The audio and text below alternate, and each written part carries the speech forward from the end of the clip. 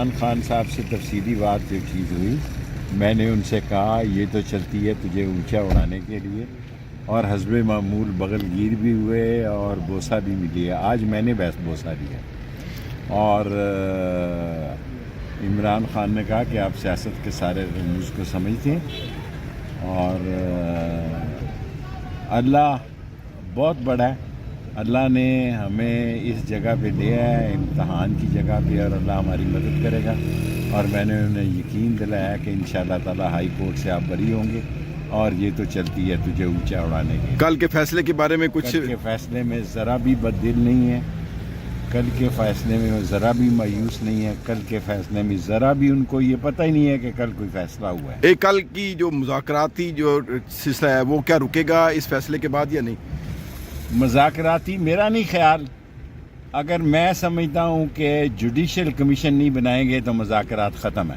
تو یہ جو اگر جوڈیشل کمیشن نہیں بنتا تو مذاکراتی کمیشن ختم۔ آرمی چیف کی جو ملاقات ہوئی ہے وہ ہونے چاہیے اس کا نہیں مجھے پتا، میں آرمی کے بارے میں کوئی بات نہیں عرض کرنا چاہتا۔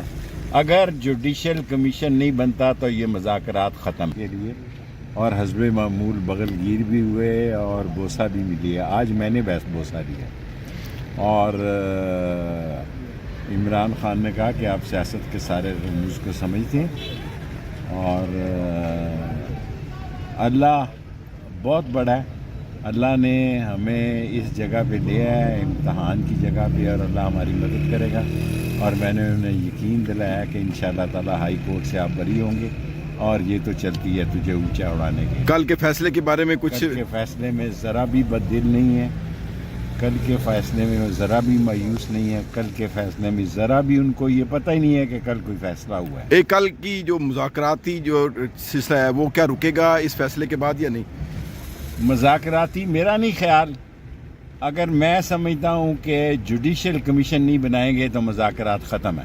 تو یہ جو اگر جوڈیشل کمیشن نہیں بنتا تو مذاکراتی کمیشن ختم۔ آرمی چیف کی جو ملاقات ہوئی ہے وہ ہونے چاہیے اس کا نہیں مجھے پتا، میں آرمی کے بارے میں کوئی بات نہیں عرض کرنا چاہتا۔